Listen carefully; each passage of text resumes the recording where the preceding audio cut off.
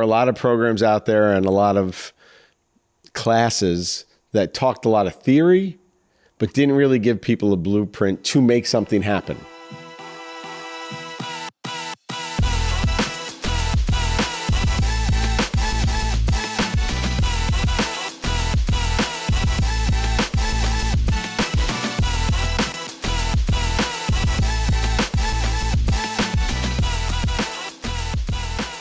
And here we are again, the First Strike Incubator boys, with a big announcement. We are now going to iterate our incubator to a commercialization studio. And we're going to talk about why we made that decision. So we are in the process of putting together a funding round for what we're going to do next. The sad part for me is I'm stuck with T for at least another few years, and T's stuck with me. So. Well, I mean, we talk a lot about funding and like why you should and shouldn't raise money, right? So why are we raising money, Bob? I think we should be clear about what the fund is. Yep. So take it away. I'll start and then you just jump in. So when we started this, we wanted to build an incubator that talked about the real hardships, the real stages you have to go through from taking an idea to a finished manufactured product. We both lived it in different iterations. We've lived it together. And there were a lot of programs out there and a lot of classes that talked a lot of theory, but didn't really give people a blueprint to make something happen. And didn't really have real resources, accountability. It was a lot of, here's a good formula that works for most people. Follow it and you'll be fine. And it usually ended up with, and you have to go raise money, which is not our first step in anything we do. We've said this a million times on this podcast and everywhere else, right? So, but we're at a point now where we feel like we market validated what we did. We tested it. We made a lot of changes to things we weren't doing well. Well, and so let's take a step back. Another step back? Just one step back. I can't go backwards. But I mean, so realistically though, like we don't do anything we don't tell anyone to do anything that we don't also do. Yep. So we always say, listen to the market, look at what you're doing, find where you fit in the market. And one of the things that we saw was part of the reason that we don't think a straight incubator model works is because it's kind of a one-size-fits-all solution. And the amount of time that we as a team need to spend with our clients is more than a straight incubator. In order to do our... But that's our fault.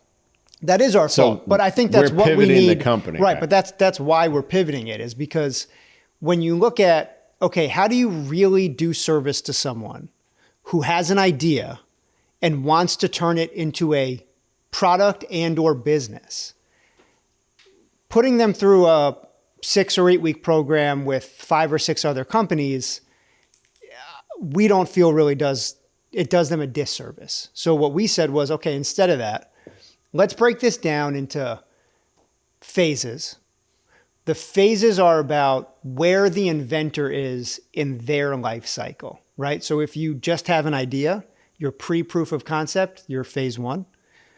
If you have a proof of concept, but maybe it hasn't been market tested, or maybe it has been market tested, but you need to develop a prototype or an MVP and then get market validation, that's phase 2. And then phase 3 is the reason we're putting a fund together. Because phase 3 is, if you've gone through phases 1 and 2, you have a proof of concept, you have your product market fit, you have your prototype, you've gotten market validation, and now you're either selling or ready to sell. That's where we have a fund or license, depending on your commercialization strategy that we come up with you during, our process. We have a fund available to bring those companies to market using shared resources, so that by the time you leave us, you are in revenue. It is not, here's a bunch of ideas of things you should do. Let us know how it works out. And here's a pitch deck, go raise money. Yeah. It's, we have walked through this with you. It's an instant team. That's honest to God what it is. It's, you come in and you get an instant team that can help you get to market. And then once you are in the market, ideally, we're client partners. You make money, we make money, we invest the money back into the company to help the next company coming up, and then you are off and selling and running on your own. It's also central officing a lot of services so people don't have to recreate a company to bring their product to market. Right. There's shared services in the middle, and that's what the fund's about. It's creating that nucleus so that anybody who gets into the system doesn't have to rebuild everything. It's already built.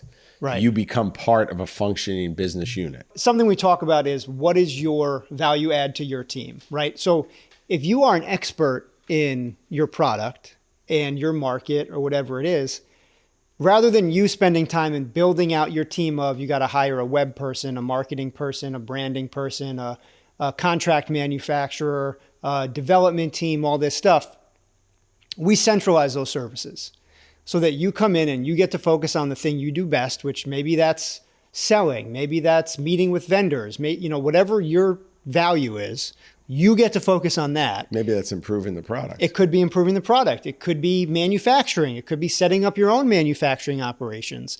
But you come and work with us and we work on it with you. We have an in-house marketing team. We have an in-house web design team. So we use our team to help you build out your brand. And then, you are off to the races. Well, then we make decisions as partners on where you go. You take it by yourself or we take it together, right? Yeah. Well, that's one of the big things, right? Like it's hard to move forward confidently as an idea inventor, as an entrepreneur. Am I making the right decision? You may never have an answer to that question, but having a team behind you to go, okay, this decision is now fact-based. We've market tested it. We've gotten validation. This may not be your ultimate market, but this is your alpha market. We can move into this market. We can make it the way we're making it right now to get you to revenue. And once you're in revenue, scale. Whatever your commercialization strategy is, we walk that with you in that phase 3 section. Phases 1 and 2, those are things that you will pay for as a client to have access to the same team. And instead of saying, here's our program, we're going to put you through it, we sit down with you and say, okay, what is it that you need the most for the stage you're at? And we meet you where you're at and figure out how do we get you to your next level. But we also discussed it with them things they would never consider because they haven't done it before. Right. And even people that are experienced, you always need other points of view at the table. We've market validated it. We've had that's why I wanted to go back before you took us to the end. Hey. You unwrapped the gift I'm before excited. I love Christmas morning. Okay. I want to open that gift. I want to see what's going on. But I mean, for the audience, I want them to kind of live the numerous meetings and conversations we had in-house and with our partners and with our vendors, right? About why we made this decision, right? Because quite honestly, I was the one most against it. Yeah. You were very negative. Probably still am the one most against it. But I want to take them through the steps of everything we were doing, testing, seeing what works and didn't work, to come to a realization that when I'm sitting across from investors, like they should be asking me a lot of questions, but we have a trend analysis, or we have proof, like this is why it's going to work, or here's why the potential's higher, right? You can never say something's guaranteed. But I want to take them through that if you don't mind. Please, go ahead, Bob. So a few things, right? We did the incubator and then 2 products, 2 members, we took all the way to commercialization, which really messed up our resource allocation for the incubator. Because we're going to... Because of how long it takes, to really do justice to them, we realized this is not while it begins as a 6-week kind of test the market where you at, to really move from proof of concept to revenue is a intensive process. Weren't you going to be quiet at this point? Yeah, I'm sorry. You got it. Now I lost my train of thought. No, go ahead and be quiet. No, that's fine. You can jump in anytime you want, T. Okay. So we had that. So that is something we had to look at and say, okay, this isn't going to work going forward because quite honestly, with the resources we've all pooled here, we can't scale this. We get one more commercialization client 24 hours a day. We're in the shop and meeting with distributors. Okay. So there's one validation point. It does work. We know what it takes to work. So we can tell a story to anybody. Like this is what the arc is. And this is when you can expect potential return, which is very important to an investor. Yeah. Well, and the other thing too is... And you interrupted me again? I am. Okay. But you may or may not have been planning to bring this up, but 2 customers, 2 products, 2 people that became client partners, just about up to that phase 3, one of whom decided they wanted to go a different direction, which I don't know if you were planning on discussing, but we don't have to discuss it. But the only reason I bring it up is to say that is a real part of the process, which is we will be guided by facts, data, market feedback, research, and couple that with opinion and what everyone wants to do. We presented that, and this particular person wanted to go a different direction. And so with the system the way we have it, everyone's able to do that. It's no harm, no foul. No one owns part of anyone else's company where you can part ways. That's part of why we're structuring this the way we're structuring it. Good point. I wasn't going to bring that up at this point. Well, that's why because I have a few other steps before I got there. You're not telling the story, T. Okay, tell the story. Well, now you ruined. Once again, you went right to the end. All right, wrap the whole thing up. We're going to shut it. What kind of filmmaker are you? We're going to shut it down. What kind of storyteller are you? I'm not. I'm going to start calling you Aesop. Rocky? Rocky. Okay. I made it a rap joke. Why did I sit here? Okay. So validated a new model that we need scale. We need more resources. We need to build a centralized, larger headquarters than we have because we're splitting a lot of locations. Okay. Done. Checked one box. 2, we do this podcast. Really just to share real-time information because we're so sick of theories and people telling you what to do that they've never done themselves, which just really bothers us. It's great that people want to help you, but you got to know where it's coming from. The podcast starts getting sponsors, which means we've added ancillary revenue streams to this existing model. Check number 2. We're like, if we're going to build a commercialization studio, any investor come in here is going to share in everything we're doing because it's a true collective. And that's how we kind of got to this point. We also have a few other programs we want to add. We have a new expo that we're sponsoring in upstate New York that's going to bring small business and not-for-profits together for business development and to drive collaboration. So we have all these pieces. We really need to centralize this because the 5 or 6 companies that have funded this to date, we just got to make it probably more real. But we've spent our own money, which is another thing we always say. If you don't put your own money into something, how are you going to get somebody else's money? Yeah. And I mean, honestly, the fund we're putting together is not to pay ourselves. It's to basically take that fund money and put it into client partners' products to bring them to market. That's really 100% of resource allocation is doing that. We both have existing other businesses that produce revenue. But we are adding a bar to the new location, right? Absolutely. And a poker table, so I can win money. Yeah, I'd like to have a pool table personally. A couple Ferraris, but that's neither here nor there, Bob. Here's a little letter cube. I like my letter cube, my little table fidget. But yeah, I mean, that's where we're at. We always said that we were going to do this and bring people along and be honest about what it takes to go from here to there. And the hope is that people listen and identify with things that they may be thinking about or working on. And push back. We like those engagements. And Well, that's a big thing. You talk about what are some of our favorite things and least favorite things about working with client partners and the incubator in our model. One of my favorite things is also one of my least favorite things, which is, you're right, Bob. Sitting on the fence. Just pick a side. It's on both sides. This space exists to ask hard questions. I know that's kind of a cliche thing, but it's true. The point is to have a space to be able to do that. Yep. Because if you're going to go raise money, your investors should be asking you uncomfortable questions. And if they're not, you should be concerned.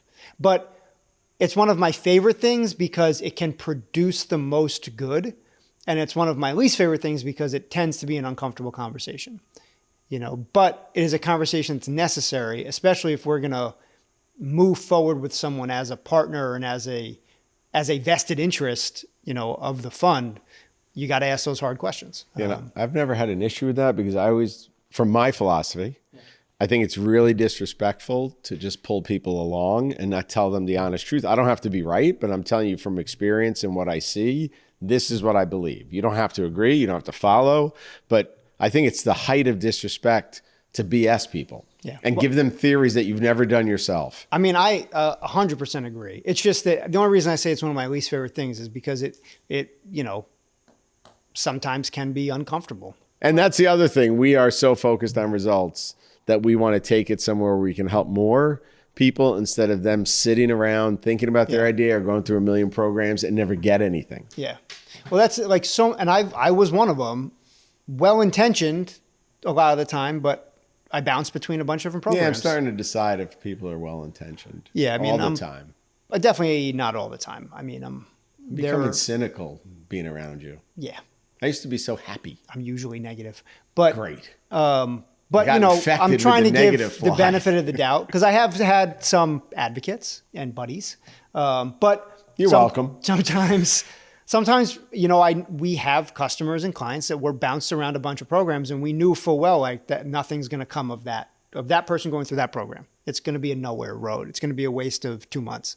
And so that's one of the things that we wanted to avoid was to say, rather than saying we put 50 companies through our incubators this year, let's try to find 5 that we can actually bring to revenue. And if of those 5, 3 of them are ones that we all blend and work well with and bring value to, and we can become vested partners in their business and help everyone make money together, why shouldn't we do that? And so that's kind of the pathway that we've set out, is to take a true idea inventor from idea to revenue, no matter what that strategy may not be the same for 2 people going through it at the same time. I mean, the 2 that we went through and market validated this with, they were on 2 different materials, different commercialization strategies. One was going after licensing, one was going after go to market. But the other value to having the commercialization studios, it's not always idea to manufacture. It could be product pivots, which is literally another client we have. They came in and said, I built this. And we're like, you built it, but who you're trying to sell it to, they don't want it. Right. Kind of going back to your bubble wrap story. But I mean, that's, aren't you glad I did some instant traction myths? But I just wish you did more research. I have so many questions. That's good. That's why you keep coming back, Bob. But that is kind of the key thing of this, right? If you were to look on paper and ask that person, what phase are you in? Well, they would say, I'm in phase 3. I'm ready to go to market. They had a proof of concept, a cardboard model. They turned that into a prototype. They spent a bunch of money making a lot of prototype, and they felt that they were ready to go to market. They never market tested it. They had 0 product market fit. They had 0 market validation. So in their mind, they were in a phase 3. In our mind, they were in a phase 1. They were start from scratch with product market fit. And that is the point. And that is some of the things I talk about when I say, like, it's maybe not my favorite thing are those uncomfortable conversations. That person may not feel that we brought them to market and now they've retired. But our goal was to get you research-based data to make decisions confidently. We got them the research, we got them the data, they didn't like it. It's not even research, it's actual experience. Because if you don't experience the product and have people that you think you're going to sell to experience it, you have no real intel to create the final product anyway. Well, that's what I mean by research is intel. Like you actually you say, here's my hypothesis, this is my target market, this is how they'll use it. You bring your product to that target market, you see if they agree or disagree. They wildly disagreed. That is now intel to go, what do you want to do? Do you want to change your product? Do you want to change your market? And we had 2 different decisions about how we felt the best path forward was. Everybody was able to walk away unscathed. That's part of business, But yeah, so that's where we're at. That's what's coming up. Like, follow, subscribe, all that stuff. And we'll keep talking about the real journey of this commercialization studio and the real life of bringing products to market as idea inventors. See you next time. Thank you. Please follow First Strike Incubator online, subscribe to our channels. We'll see you next time.